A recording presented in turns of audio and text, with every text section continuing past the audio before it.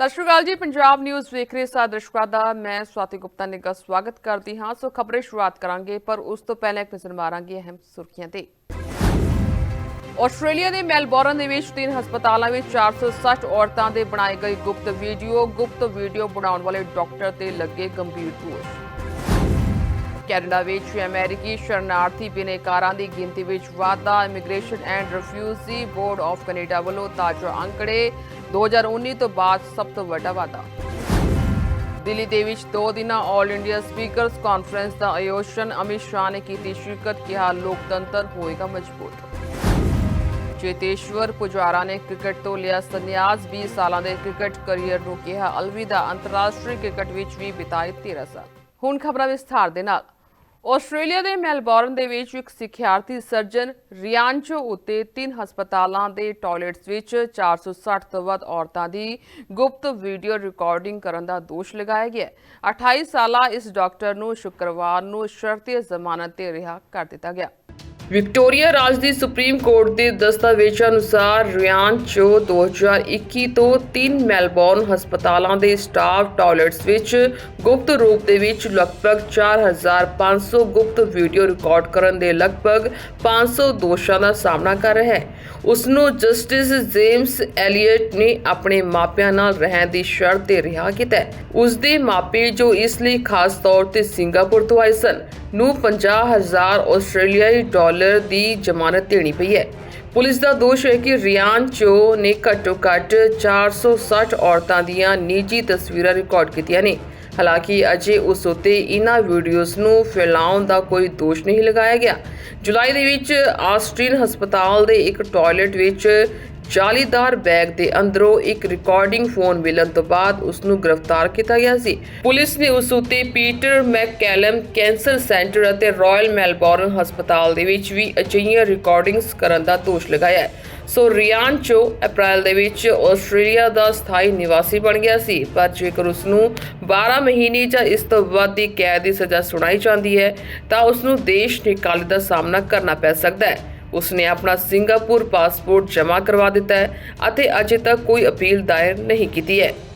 Canada ਵਿੱਚ ਸ਼ਰਨਾਰਥੀ ਦਾਅਵਿਆਂ ਲਈ ਅਰਜ਼ੀਆਂ ਦੇਣ ਵਾਲੇ ਅਮਰੀਕੀ ਨਾਗਰਿਕਾਂ ਦੀ ਗਿਣਤੀ ਵਿੱਚ ਮਹੱਤਵਪੂਰਨ ਵਾਧਾ ਹੋਇਆ। Immigration and refugee board of Canada ਦੇ ਤਾਜ਼ਾ ਅੰਕੜਿਆਂ ਅਨੁਸਾਰ 2025 ਦੇ ਪਹਿਲੇ 6 ਮਹੀਨਿਆਂ ਵਿੱਚ ਪਿਛਲੇ ਸਾਲ ਦੇ ਮੁਕਾਬਲੇ ਵਧੇਰੇ ਅਮਰੀਕੀਆਂ ਨੇ ਸ਼ਰਨਾਰਥੀ ਦਾ ਦਰਜਾ ਮੰਗਿਆ। ਸੋ ਇਹ ਤਾਜ਼ਾ ਵਾਧਾ 2019 ਤੋਂ ਬਾਅਦ ਸਭ ਤੋਂ ਵੱਡਾ ਹੈ। 2025 ਦੇ ਪਹਿਲੇ ਅੱਧ ਵਿੱਚ 245 ਅਮਰੀਕੀ ਨਾਗਰਿਕਾਂ ਨੇ ਸ਼ਰਨਾਰਥੀ ਦਾਅਵੇ ਦਾਇਰ ਕੀਤੇ, ਜਦੋਂ ਕਿ 2024 ਵਿੱਚ ਪੂਰੇ ਸਾਲ ਦੌਰਾਨ ਇਹ ਗਿਣਤੀ 204 ਸੀ। ਹਾਲਾਂਕਿ ਇਹ ਅੰਕੜਾ ਕੁੱਲ 55,000 ਸ਼ਰਨਾਰਥੀ ਦਾਅਵਿਆਂ ਦਾ ਇੱਕ ਛੋਟਾ ਹਿੱਸਾ ਹੈ, ਪਰ ਇਸ ਵਿੱਚ ਵਾਧਾ ਧਿਆਨ ਦੇਣ ਯੋਗ ਹੈ। ਅਮਰੀਕੀ ਦਾਅਵਿਆਂ ਦੀ ਪ੍ਰਵਾਨਗੀ ਦਰ ਇਤਿਹਾਸਕ ਤੌਰ ਤੇ ਕਾਫੀ ਘਟ ਰਹੀ ਹੈ। ਜਿੱਥੇ ਸਰਕਾਰੀ ਅੰਕੜੇ ਇਸ ਵਾਧੇ ਦੇ ਸਹੀ ਕਾਰਨਾਂ ਨੂੰ ਸਪਸ਼ਟ ਨਹੀਂ ਕਰਦੇ, ਉੱਥੇ ਰਾਈਟਰਸ ਨਾਲ ਗੱਲ ਕਰਨ ਵਾਲੇ 8 ਵਕੀਲਾਂ ਨੇ ਕਿਹਾ ਕਿ ਉਹਨਾਂ ਨੂੰ ਦੇਸ਼ ਛੱਡਣ ਦੀ ਇੱਛਾ ਰੱਖਣ ਵਾਲੇ ਵਧੇਰੇ ਟਰਾਂਸਜੈਂਡਰ ਅਮਰੀਕੀਆਂ ਵੱਲੋਂ ਪੁੱਛਗਿੱਛ ਕੀਤੀ ਜਾ ਰਹੀ ਹੈ। ਸੋ ਇਹ ਲੋਕ ਅਮਰੀਕਾ ਵਿੱਚ ਟਰਾਂਸਜੈਂਡਰ ਅਧਿਕਾਰਾਂ ਦੇ ਲਗਾਈਆਂ ਜਾ ਰਹੀਆਂ ਪਾਬੰਦੀਆਂ ਦਾ ਹਵਾਲਾ ਦੇ ਰਹੇ ਨੇ। ਸੋ ਟਰਾਂਸਜੈਂਡਰ ਭਾਈਚਾਰੇ ਦੇ ਲੋਕਾਂ ਦਾ ਕਹਿਣਾ ਹੈ ਕਿ ਅਮਰੀਕਾ ਵਿੱਚ ਉਹਨਾਂ ਦੇ ਅਧਿਕਾਰ ਸੀਮਿਤ ਕੀਤੇ ਜਾ ਰਹੇ ਨੇ। ਹਾਲ ਹੀ ਦੇ ਸਾਲਾਂ ਵਿੱਚ ਰਾਸ਼ਟਰਪਤੀ ਡੋਨਾਲਡ ਟਰੰਪ ਅਤੇ ਅਮਰੀਕੀ ਸੁਪਰੀਮ ਕੋਰਟ ਨੇ ਜੈਂਡਰ ਪੁਸ਼ਟੀ ਦੇਖਭਾਲ, ਫੌਜੀ ਸੇਵਾ, ਬਾਥਰੂਮਾਂ ਦੀ ਵਰਤੋਂ ਅਤੇ ਖੇਡਾਂ ਵਿੱਚ ਹਿੱਸਾ ਲੈਣ ਵਰਗੇ ਮਾਮਲਿਆਂ ਤੇ ਕਈ ਪਾਬੰਦੀਆਂ ਲਗਾਈਆਂ ਨੇ। ਬਹੁਤ ਸਾਰੇ ਲੋਕਾਂ ਲਈ ਇਹ ਨੀਤੀਆਂ ਅਤਿਆਚਾਰ ਦੇ ਸਮਾਨ ਨੇ, ਜਿਸ ਕਾਰਨ ਉਹ ਕੈਨੇਡਾ ਵਿੱਚ ਪਨਾਹ ਲੈਣ ਦੀ ਕੋਸ਼ਿਸ਼ ਕਰ ਰਹੇ ਨੇ। ਸੋ ਕੈਨੇਡਾ ਵਿੱਚ ਸ਼ਰਨਾਰਥੀ ਦਾ ਦਰਜਾ ਪ੍ਰਾਪਤ ਕਰਨ ਦੇ ਲਈ ਬਿਨੇਕਾਰਾਂ ਨੂੰ ਇਹ ਸਾਬਤ ਕਰਨਾ ਪੈਂਦਾ ਹੈ ਕਿ ਅਮਰੀਕਾ ਦੇ ਕਿਸੇ ਵੀ ਹਿੱਸੇ ਵਿੱਚ ਉਹਨਾਂ ਲਈ ਸੁਰੱਖਿਆ ਨਹੀਂ ਹੈ। ਸੋ IRB ਨੇ ਹਾਲ ਹੀ ਵਿੱਚ ਆਪਣੇ ਦਸਤਾਵੇਜ਼ ਪੈਕੇਜ ਵਿੱਚ ਮਨੁੱਖੀ ਅਧਿਕਾਰ ਸੰਗਠਨਾਂ ਜਿਵੇਂ ਕਿ ਹਿਊਮਨ ਰਾਈਟਸ ਵਾਚ ਦੇ ਦਸਤਾਵੇਜ਼ ਸ਼ਾਮਲ ਕੀਤੇ ਨੇ, ਜੋ ਅਮਰੀਕਾ ਵਿੱਚ LGBTQ+ ਭਾਈਚਾਰੇ ਦੇ ਹਾਲਾਤਾਂ ਬਾਰੇ ਜਾਣਕਾਰੀ ਦਿੰਦੇ ਨੇ। ਸੋ ਦੂਸਰੇ ਪਾਸੇ ਅਮਰੀਕੀ ਗ੍ਰਹਿ ਸੁਰੱਖਿਆ ਵਿਭਾਗ ਦੇ ਇੱਕ ਬੁਲਾਰੇ ਨੇ ਕਿਹਾ ਹੈ ਕਿ ਕੈਨੇਡਾ ਵਿੱਚ ਸ਼ਰਨਾਰਥੀ ਦਾ ਦਾਅਵਾ ਕਰਨ ਵਾਲੇ ਲੋਕ ਅਸਲ ਖਤਰੇ ਅਤੇ ਅਤਿਆਚਾਰ ਦਾ ਸਾਹਮਣਾ ਕਰਨ ਵਾਲੇ ਲੋਕਾਂ ਲਈ ਜਗ੍ਹਾ ਨਹੀਂ ਛੱਡਦੇ। ਕੈਨੇਡਾ ਅਤੇ ਅਮਰੀਕਾ ਵਿਚਕਾਰ ਹੋਏ ਸੁਰੱਖਿਅਤ ਤੀਸਰਾ ਦੇਸ਼ ਸਮਝੌਤੇ ਤਹਿਤ ਹੋਰ ਦੇਸ਼ਾਂ ਦੇ ਸ਼ਰਨਾਰਥੀਆਂ ਨੂੰ ਜਦੋਂ ਉਹ ਅਮਰੀਕਾ ਤੋਂ ਕੈਨੇਡੀਅਨ ਸਰਹੱਦ ਪਾਰ ਕਰਦੇ ਨੇ ਤਾਂ ਉਹਨਾਂ ਨੂੰ ਵਾਪਸ ਭੇਜ ਦਿੱਤਾ ਜਾਂਦਾ ਹੈ। ਇਸ ਸਮਝੌਤੇ ਦਾ ਵਿਸਥਾਰ 25 ਮਾਰਚ 2023 ਤੋਂ ਅਣਅਧਿਕਾਰਤ ਸਰਹੱਦ ਪਾਰ ਕਰਨ ਵਾਲਿਆਂ ਤੇ ਵੀ ਲਾਗੂ ਹੋ ਗਿਆ ਹੈ। ਸੋ ਇੱਕ ਟਰਾਂਸਜੈਂਡਰ ਔਰਤ ਨੇ ਅਪ੍ਰੈਲ ਦੇ ਵਿੱਚ ਕੈਨੇਡਾ ਵਿੱਚ ਸ਼ਰਨ ਲਈ ਅਰਜ਼ੀ ਦਿੱਤੀ ਸੀ ਅਤੇ ਇੱਕ ਹੋਰ ਔਰਤ ਨੇ ਆਪਣੀ ਟਰਾਂਸਜੈਂਡਰ ਧੀ ਵੱਲੋਂ ਦਾਅਵਾ ਦਾਇਰ ਕੀਤਾ ਸੀ। ਇਹ ਘਟਨਾਵਾਂ ਦਰਸਾਉਂਦੀਆਂ ਨੇ ਕਿ ਟਰਾਂਸਜੈਂਡਰ ਭਾਈਚਾਰੇ ਨੂੰ ਅਮਰੀਕਾ ਵਿੱਚ ਕਿਸ ਤਰ੍ਹਾਂ ਦੀਆਂ ਮੁਸ਼ਕਲਾਂ ਦਾ ਸਾਹਮਣਾ ਕਰਨਾ ਪੈ ਰਿਹਾ ਹੈ। ਦਿੱਲੀ ਵਿਧਾਨ ਸਭਾ ਦੇ ਵਿੱਚ ਅੱਜ ਤੋਂ 2 ਦਿਨਾਂ ਆਲ ਇੰਡੀਆ ਸਪੀਕਰ ਕਾਨਫਰੰਸ ਸ਼ੁਰੂ ਹੋ ਗਈ ਹੈ। ਕੇਂਦਰੀ ਗ੍ਰਹਿ ਮੰਤਰੀ Amit Shah all India speakers conference ਦਾ ਉਦਘਾਟਨ ਕਰਨ ਲਈ ਇੱਥੇ ਦਿੱਲੀ ਵਿਧਾਨ ਸਭਾ ਪਹੁੰਚੇ। ਉਹਨਾਂ ਨੇ ਭਾਰਤ ਦੇ ਪਹਿਲੇ ਚੁਣੇ ਗਏ ਕੇਂਦਰੀ ਵਿਧਾਨ ਸਭਾ ਦੇ ਸਪੀਕਰ ਵਿਠਲ ਭਾਈ ਪਟੇਲ ਨੂੰ ਵੀ ਸ਼ਰਧਾਂਜਲੀ ਭੇਟ ਕੀਤੀ। ਇਸ ਦੌਰਾਨ ਕੇਂਦਰੀ ਮੰਤਰੀ ਕਿਰਨ ਰਿਜਿਜੂ, ਦਿੱਲੀ ਦੇ ਉਪ ਰਾਜਪਾਲ VK ਸਕਸੈਨਾ ਅਤੇ ਦਿੱਲੀ ਦੀ ਮੁੱਖ ਮੰਤਰੀ ਰੇਖਾ ਗੁਪਤਾ ਸਮੇਤ ਕਈ ਹੋਰ ਆਗੂ ਮੌਜੂਦ ਸਨ। ਕੇਂਦਰੀ ਮੰਤਰੀ ਅਮਿਤ ਸ਼ਾਹ ਨੇ ਦਿੱਲੀ ਵਿਧਾਨ ਸਭਾ ਦੇ ਵਿੱਚ ਆਲ ਇੰਡੀਆ ਸਪੀਕਰਸ ਕਾਨਫਰੰਸ 2025 ਦੇ ਵਿੱਚ ਕਿਹਾ ਹੈ ਕਿ ਅੱਜ ਉਹ ਦਿਨ ਹੈ ਜਦੋਂ ਦੇਸ਼ ਦਾ ਵਿਧਾਨਕ ਇਤਿਹਾਸ ਸ਼ੁਰੂ ਹੋਇਆ ਸੀ ਅਤੇ ਅਸੀਂ ਉਸੇ ਸਦਨ ਵਿੱਚ ਮੌਜੂਦ ਹਾਂ ਜਿੱਥੋਂ ਇਹ ਸ਼ੁਰੂ ਹੋਇਆ ਸੀ। ਇਸ ਦਿਨ ਮਹਾਨ ਆਜ਼ਾਦੀ ਘੁਲਾਟੀਏ ਵਿਠਲ ਭਾਈ ਪਟੇਲ ਦੇ ਕੇਂਦਰੀ ਵਿਧਾਨ ਸਭਾ ਦੇ ਸਪੀਕਰ ਬਣਨ ਨਾਲ ਭਾਰਤ ਦਾ ਵਿਧਾਨਿਕ ਇਤਿਹਾਸ ਸ਼ੁਰੂ ਹੋਇਆ। मित्रों, आज एक प्रकार से मणिकंचन योग है। एक और तो आज ही देश के विधायी इतिहास की शुरुआत जिस दिन हुई, इस दिन आज जहां हुई वही सदन में उपस्थित हुए हैं। आज के ही दिन महान स्वतंत्रता सेनानी विठल भाई पटेल को केंद्रीय विधानसभा का अध्यक्ष बनने से भारतीय द्वारा हमारे विधायी इतिहास की शुरुआत हुई और आज देश भर की विधायिका को संचालित करने वाले सभी स्पीकर्स, डेप्यूटी स्पीकर और विधान परिषद के भी अध्यक्ष, उपाध्यक्ष आज यहां पर उपस्थित हैं।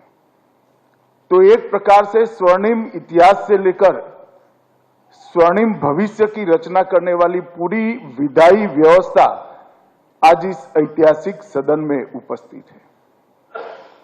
हम सब के लिए गौरव का विषय है कि आज वीर विठल भाई झवेर भाई पटेल को पहले भारतीय अध्यक्ष बनने के 100 साल के उपलक्ष्य में आज हम यहाँ। ਸੋ ਦਿੱਲੀ ਵਿਧਾਨ ਸਭਾ ਵਿੱਚ 2 ਦਿਨਾਂ ਆਲ ਇੰਡੀਆ ਸਪੀਕਰ ਕਾਨਫਰੰਸ ਦਾ ਆਯੋਜਨ ਸ਼ਾਨਦਾਰ ਢੰਗ ਨਾਲ ਕੀਤਾ ਗਿਆ। ਇਸ ਮੌਕੇ ਤੇ ਵਿਧਾਨ ਸਭਾ ਦੇ ਸਪੀਕਰ ਵਿਜੇਂਦਰ ਗੁਪਤਾ ਨੇ ਆਪਣੇ ਸੰਬੋਧਨ ਦੇ ਵਿੱਚ ਕਾਨਫਰੰਸ ਦੀ ਮਹੱਤਤਾ ਨੂੰ ਰੇਖਾਂਕਿਤ ਕੀਤਾ ਹੈ, ਜਿੱਥੇ ਲੋਕਤੰਤਰ ਨੂੰ ਮਜ਼ਬੂਤ ਕਰਨ ਅਤੇ ਵਿਧਾਨਿਕ ਪ੍ਰਕਿਰਿਆਵਾਂ ਨੂੰ ਬਿਹਤਰ ਬਣਾਉਣ ਤੇ ਵਿਚਾਰ ਵਟਾਂਦਰਾ ਕੀਤਾ ਗਿਆ।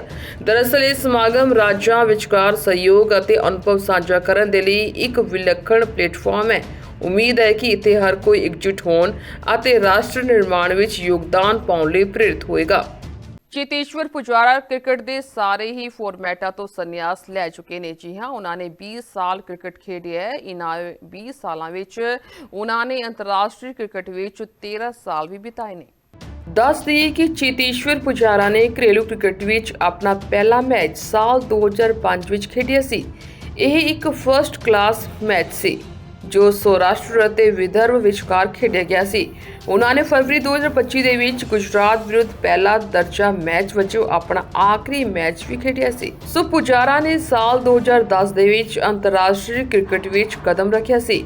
ਉਹਨਾਂ ਨੇ ਆਪਣਾ ਡੈਬਿਊ ਆਸਟ੍ਰੇਲੀਆ ਵਿਰੁੱਧ ਬੈਂਗਲੁਰੂ ਵਿੱਚ ਕੀਤਾ ਸੀ, ਜੋ ਕਿ ਇੱਕ ਟੈਸਟ ਮੈਚ ਸੀ। ਇਸ ਦੇ ਨਾਲ ਹੀ ਉਹਨਾਂ ਦਾ ਇੱਕ ਰੋਜ਼ਾ ਮੈਚ ਡੈਬਿਊ 2013 ਵਿੱਚ ਬੁਲਾਵਾਯੋ ਵਿੱਚ ਜ਼ਿੰਬਾਬਵੇ ਵਿਰੁੱਧ ਸੀ। ਪੁਜਾਰਾ ਦਾ ਇੱਕ ਵਨਡੇ ਕਰੀਅਰ ਜ਼ਿਆਦਾ ਦੇਰ ਤੱਕ ਨਹੀਂ ਚੱਲ ਸਕਿਆ, ਪਰ ਉਹ ਆਪਣੇ ਡੈਬਿਊ ਤੋਂ ਬਾਅਦ ਅਗਲੇ 13 ਸਾਲਾਂ ਤੱਕ ਟੈਸਟ ਕ੍ਰਿਕਟ ਵਿੱਚ ਰਹੇ। ਉਹਨਾਂ ਨੇ ਆਪਣਾ ਆਖਰੀ ਟੈਸਟ ਜੂਨ 2023 ਦੇ ਵਿੱਚ ਆਸਟ੍ਰੇਲੀਆ ਵਿਰੁੱਧ ਵੀ ਖੇਡਿਆ ਸੀ। ਸੋ ਚੇਤੇਸ਼ਵਰ ਪੁਜਾਰਾ ਨੇ ਸੋਸ਼ਲ ਮੀਡੀਆ ਰਾਹੀਂ ਆਪਣੇ ਸੰਨਿਆਸ ਦੀ ਜਾਣਕਾਰੀ ਦਿੱਤੀ। ਉਹਨਾਂ ਨੇ ਆਪਣੇ ਇੰਸਟਾਗ੍ਰਾਮ ਤੇ ਕ੍ਰਿਕਟ ਦੇ ਸਾਰੇ ਫਾਰਮੈਟਾਂ ਤੋਂ ਸੰਨਿਆਸ ਦਾ ਐਲਾਨ ਕੀਤਾ। ਉਹਨਾਂ ਨੇ ਇੰਸਟਾਗ੍ਰਾਮ ਤੇ ਲਿਖਿਆ ਕਿ ਭਾਰਤੀ ਜਰਸੀ ਪਹਿਨਣਾ ਭਾਰਤੀ ਰਾਸ਼ਟਰੀ ਗੀਤ ਗਾਉਣਾ ਤੇ ਹਰ ਵਾਰ ਜਦੋਂ ਤੁਸੀਂ ਮੈਦਾਨ ਤੇ ਕਦਮ ਰੱਖਦੇ ਹੋ ਤਾਂ ਆਪਣਾ ਸਰਵੋਤਮ ਦੇਣ ਦਾ ਜਨੂਨ ਇਹਨਾਂ ਸਾਰਿਆਂ ਨੂੰ ਸ਼ਬਦਾਂ ਵਿੱਚ ਬਿਆਨ ਨਹੀਂ ਕੀਤਾ ਜਾ ਸਕਦਾ। ਇਹ ਸਭ ਮੇਰੇ ਲਈ ਮਾਇਨੇ ਰੱਖਦੇ ਨੇ, ਪਰ ਹਰ ਚੰਗੀ ਚੀਜ਼ ਦਾ ਅੰਤ ਹੁੰਦਾ ਹੈ। ਮੇਰੇ ਕ੍ਰਿਕਟ ਦੇ ਸਾਰੇ ਫਾਰਮੈਟਾਂ ਤੋਂ ਸੰਨਿਆਸ ਲੈਣ ਦਾ ਵੀ ਫੈਸਲਾ ਕੀਤਾ ਹੈ।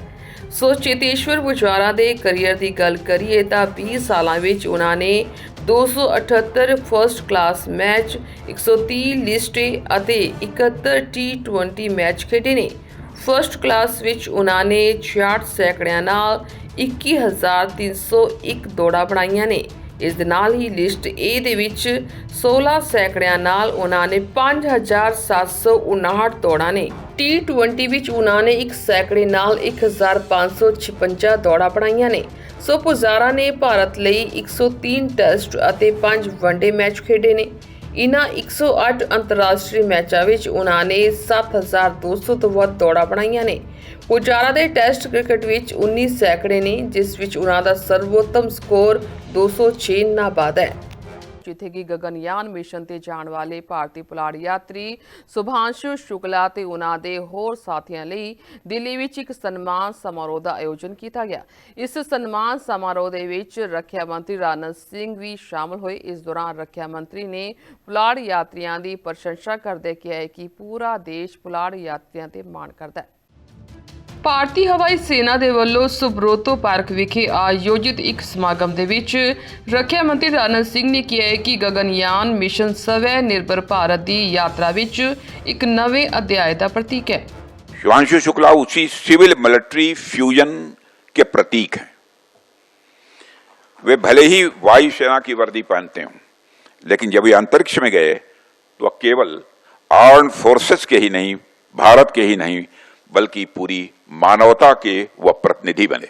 और मैं कह सकता हूं सिविल सेक्टर को आपका यह कंट्रीब्यूशन यह इतिहास में दर्ज किया जाएगा। और मुझे बताया गया कि आपने स्पेस में खेती भी की है, और मैं बतला दूं ये किसान परिवार से आते हैं, और आपके अंदर का किसान स्पेस में जाकर भी बाहर नहीं निकला। भारत एक कृषि प्रधान देश रहा है, और भारत का कोई किसान स्पेस में जाकर मेथी और मूंग की खेती करेगा, इसकी कल्पना भी नहीं कर सकते थे, और कभी हम लोगों ने सोचा भी नहीं था कि ऐसा भी होगा। निश्चित रूप से आपका अनुभव हमारे आगामी मिशंस में बहुत ही मददगार सिद्ध होगा, ऐसा मेरा विश्वास है। मुझे यह भी बताया गया कि आप बजरंगबली के भी भक्त हैं, और श्री हनुमान जी के हनुमान चालीसा तो कई बार पढ़ी होगी आपने वहां, जब ऊपर नीचे जो हुआ होगा। और हनुमान जी के बारे में तो कहा जाता है कि बाल्यावस्था में भी उन्होंने सूर्य देव को फल समझकर निगलने का प्रयास किया था, और वह कथा केवल एक मिथक नहीं बल्कि जिज्ञासा, साहस और असीम ऊर्जा का यह प्रतीक है। आज वही भारत भूमि जहां ऐसे देवताओं की लीलाएं हमारी कथा और हमारी कहानियों में हैं, वहां से निकला हनुमान जी का ही एक भक्त आसमान की ऊंचाइयों को छूकर लौटा है, और हम सभी के बीच में मौजूद। और मैं मानता हूं यह केवल एक विज्ञान की विजय नहीं है, यह एक विश्वास की, साहस की गूंज है। यह केवल एक टेक्नोलॉजिकल अचीवमेंट नहीं है, यह साधना का संदेश भी है। ऊपर जाना यह कोई सामान्य बात नहीं है, स्वयं में एक साधना है, और यह केवल भारत का गौरव नहीं है, यह संपूर्ण मानवता की प्रगति का एक प्रमाण है। जैसा कि हमारे प्रधानमंत्री जी ने भी कहा था, यह स्पेस यात्रा का अंत नहीं बल्कि एक शुरुआत है। ਰੱਖਿਆ ਮੰਤਰੀ ਰਾਜਨਾਥ ਸਿੰਘ ਨੇ ਕਿਹਾ ਹੈ ਕਿ ਸਾਡਾ ਯੋਗਦਾਨ ਪੁਲਾੜ ਵਿੱਚ ਉਪਗ੍ਰਹਿ ਭੇਜਣ ਤੱਕ ਸੀਮਿਤ ਨਹੀਂ ਹੈ। ਅੱਜ ਭਾਰਤ ਨੇ ਚੰਦਰਮਾ ਤੋਂ ਮੰਗਲ ਗ੍ਰਹਿ ਤੱਕ ਆਪਣੀ ਮੌਜੂਦਗੀ ਦਰਜ ਕਰਵਾਈ ਹੈ। ਅੱਜ ਭਾਰਤ ਗਗਨਯਾਨ ਵਰਗੇ ਮਿਸ਼ਨਾਂ ਲਈ ਪੂਰੀ ਤਰ੍ਹਾਂ ਤਿਆਰ ਹੈ। ਉਧਰ ਗਰੁੱਪ ਕੈਪਟਨ ਸੁਭਾਂਸ਼ੂ ਸ਼ੁਕਲਾ ਨੇ ਕਿਹਾ ਹੈ ਕਿ ਦੇਸ਼ ਦੇ ਰੱਖਿਆ ਮੰਤਰੀ ਨੇ ਮੈਨੂੰ ਵਧਾਈ ਦਿੱਤੀ ਹੈ ਅਤੇ ਮੈਨੂੰ ਲੱਗਦਾ ਹੈ ਕਿ ਇਹ ਮਿਸ਼ਨ ਸਾਡੇ ਦੇਸ਼ ਲਈ ਇੱਕ ਵੱਡੀ ਪ੍ਰਾਪਤੀ ਹੈ ਅਤੇ ਇਹ ਸਹੀ ਸਮੇਂ ਤੇ ਹੋਇਆ। जी, जैसा कि आपने कहा, आज माननीय रक्षा मंत्री जी आए थे, उन्होंने फेलिसिटेट किया मुझे, और मुझे लगता है कि ये जो मिशन है ये हमारे देश के लिए बहुत बड़ी उपलब्धि है, और बहुत सही समय पे ये एक मिशन हुआ है, क्योंकि हम भारत अपनी जर्नी पे है ह्यूमन स्पेस फ्लाइट मिशन की, मिशन गगनयान, भारतीय अंतरिक्ष स्टेशन और अंततः लैंडिंग ऑन मून। तो ये इस मिशन से जो कुछ भी हमें सीख प्राप्त हुई है, मुझे लगता है वो बहुत ही यूनिक है और बहुत ही क्रिटिकल है हमारे मिशन को एग्जीक्यूट करने के लिए। और अगले कुछ महीनों में, सालों में ये कोशिश रहेगी कि जो कुछ भी हमने सीखा है वो हम इफेक्टिवली अपने मिशन में उसको एम्प्लॉय कर पाएँ, उसका यूज़ कर पाएँ।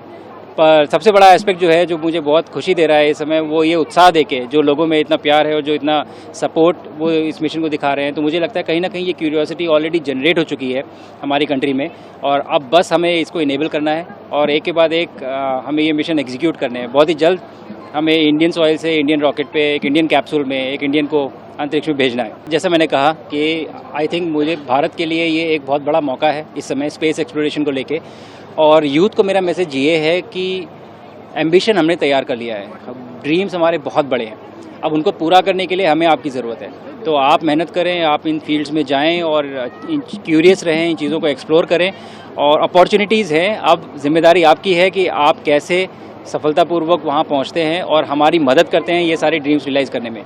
तो डिसर्नमेंट प्रैक्टिस करें, डिस्ट्रैक्शन की एज में फोकस रखें और आगे बढ़ते रहें। जरूर बहुत सारी पॉसिबिलिटीज हैं, पॉसिबिलिटीज आर एंडलेस। वोटर अधिकार यात्रा दौरान लोक ਸਭਾ ਵਿਰੋਧੀ ਧਿਰ ਦੇ ਨੇਤਾ ਅਤੇ ਕਾਂਗਰਸ ਸੰਸਦ ਮੈਂਬਰ ਰਾਹੁਲ ਗਾਂਧੀ ਦਾ ਵੱਡਾ ਬਿਆਨ ਸਾਹਮਣੇ ਆਇਆ ਹੈ। ਉਹਨਾਂ ਦੋਸ਼ ਲਗਾਇਆ ਹੈ ਕਿ ਚੋਣ ਕਮਿਸ਼ਨ, ਚੋਣ ਕਮਿਸ਼ਨਰ ਅਤੇ ਭਾਜਪਾ ਵਿਚਕਾਰ ਭਾਈਵਾਲੀ है। चुनाव आयोग की पोजीशन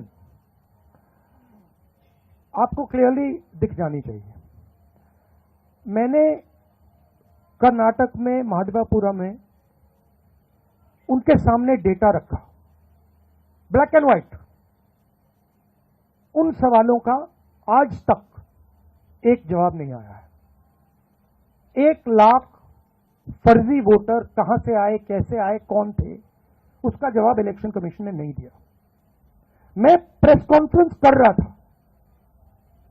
करते हुए इलेक्शन कमीशन कहता है कि राहुल गांधी को एफिडेविट देना चाहिए, और अगर एफिडेविट नहीं दिया तो हम एक्सेप्ट नहीं करेंगे।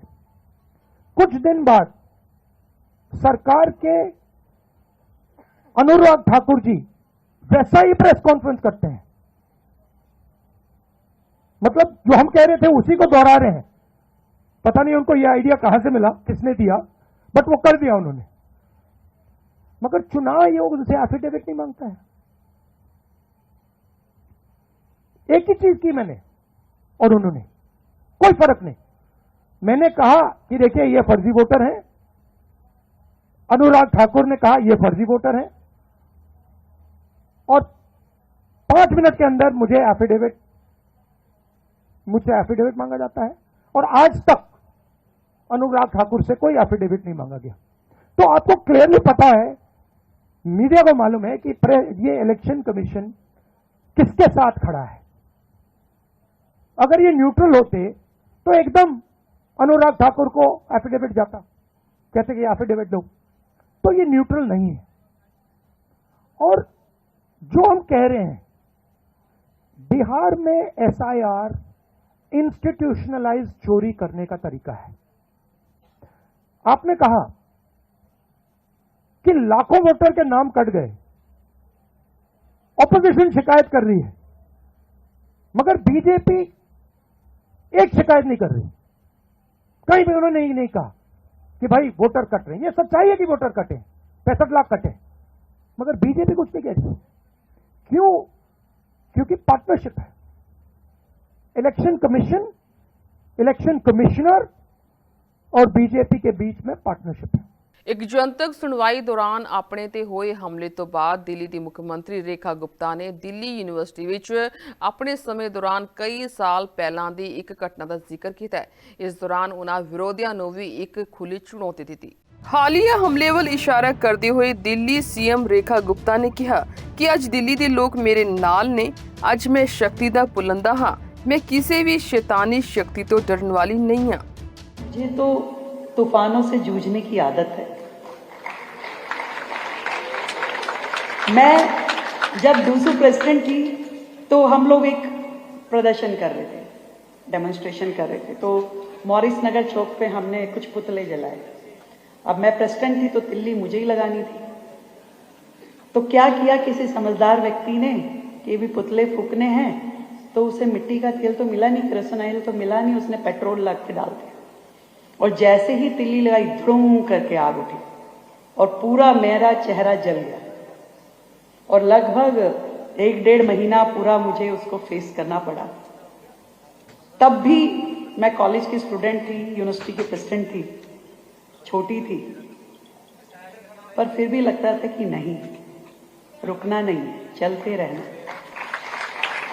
आज तो इतनी बड़ी ताकत दिल्ली की जनता, उनका प्यार और स्नेह और आशीर्वाद मेरे साथ है। आप सबने जो मुझे दिल्ली की बागडोर सौंपी है, जो जिम्मेवारी दी है, तो आज तो मैं शक्तियों का अंबार हूं। तो किसी भी असुरी शक्ति से डरने वाली मैं नहीं हूं। आप सबका बहुत बहुत धन्यवाद। Thank you so much. ਸੋ ਜਨਤਕ ਸੁਣਵਾਈ ਦੌਰਾਨ ਦਿੱਲੀ ਦੀ ਮੁੱਖ ਮੰਤਰੀ ਤੇ ਹੋਏ ਹਮਲੇ ਤੋਂ ਬਾਅਦ ਉਹਨਾਂ ਦੀ ਸੁਰੱਖਿਆ ਨੂੰ Z+ ਸ਼੍ਰੇਣੀ ਵਿੱਚ ਅਪਗ੍ਰੇਡ ਕਰ ਦਿੱਤਾ ਗਿਆ ਅਤੇ ਦਿੱਲੀ ਪੁਲਿਸ ਮਾਮਲੇ ਡੂੰਘਾਈ ਨਾਲ ਜਾਂਚ ਕਰ ਰਹੀ ਹੈ। ਪੁਲਿਸ ਨੇ ਰਾਜਸਥਾਨ ਦੇ ਵਿੱਚ ਕਈ ਸ਼ੱਕੀਆਂ ਤੋਂ ਪੁੱਛਗਿੱਛ ਵੀ ਕੀਤੀ ਹੈ। ਹਾਲਾਂਕਿ ਮੁੱਖ ਦੋਸ਼ੀ ਰਾਜੇਸ਼ ਤੋਂ ਇਲਾਵਾ ਕਿਸੇ ਹੋਰ ਨੂੰ ਗ੍ਰਿਫਤਾਰ ਨਹੀਂ ਕੀਤਾ ਗਿਆ।